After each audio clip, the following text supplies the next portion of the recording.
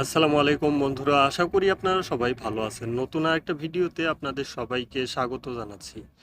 Saudi আরবে এই মুহূর্তে যে সকল প্রবাসীরা আসবেন ভাবতেছেন, কিছু প্রবাসীদেরকে একেবারে সৌদি আরবের ভিসা দেওয়া হবে না। এম্বাসি থেকে এই ধরনের একটা আপডেট দেওয়া হয়েছে। যাদের এই ধরনের সমস্যাগুলো রয়েছে তারা কোনোভাবেই সৌদি আরবের ভিসা পাবেন না। আর এই বিষয়টাই সৌদি এম্বাসি ভালোভাবে সতর্কতা জানিয়ে দিয়েছে।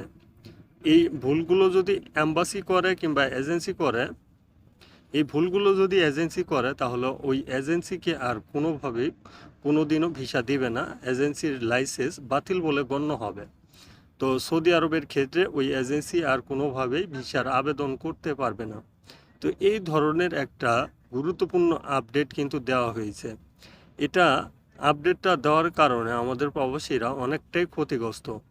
আমি আপনাদেরকে এক এক করে জানানোর চেষ্টা করব কোন প্রবাসীরা এই আপডেটের আওতাভুক্ত, মানে আপনারা কোনোভাবেই সৌদি আরবের ভিসা পাবেন না এবং চেষ্টা করেও কোনো লাভ হবে না। তো চলুন আমরা একটু জেনে নেওয়ার চেষ্টা করি যে কি কি আপডেটগুলো এম্বাসি থেকে দেওয়া হয়েছে। প্রবাসীদেরকে এম্বাসি থেকে যে আপডেটটা দেওয়া হয়েছে তার মধ্যে প্রথম যে আপডেট, আঙ্গুল কাটা অথবা আঙ্গুলের ছাপ সমস্যাকৃত প্রবাসীদেরকে কন্টাক্টে মেডিকেল ফিট এবং ফিঙ্গার সাকসেস করা হলে তাকে ভিসা দিবে না। এই বিষয়টা একেবারে ক্লিয়ার করেছে।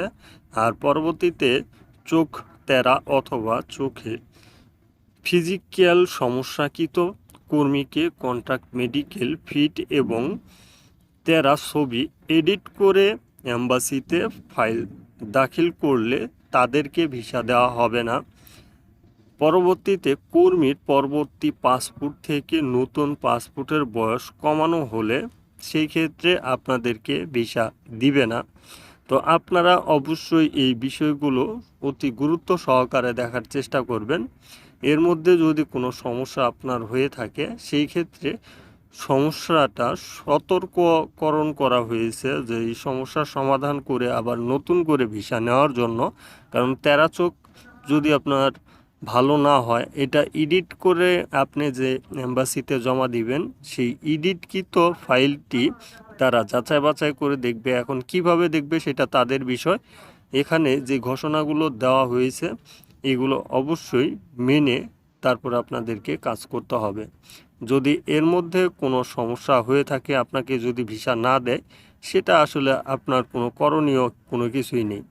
এই ভিসা পর্যন্ত যাওয়ার যে প্রসেসটা, এই প্রসেস পর্যন্ত আপনাদেরকে যেতে হলে টাকা পয়সার খরচ হয়। এই টাকা পয়সা দিয়েই কিন্তু আমাদেরকে ভিসা এম্বাসিতে জমা দিয়ে তারপরে স্ট্যাম্পিং করানো হয়। তো এই বিষয়টা থেকে আপনারা অবশ্যই সাবধানে থাকার চেষ্টা করবেন। আশা করি বুঝতে পারছেন। চলুন মূল টপিকে।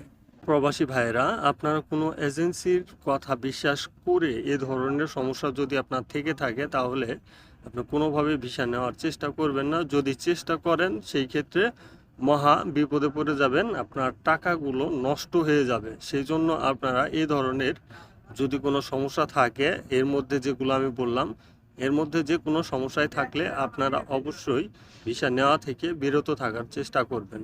ধন্যবাদ সবাইকে। ভিডিওটি শেয়ার করে দিবেন। সালামু আলাইকুম।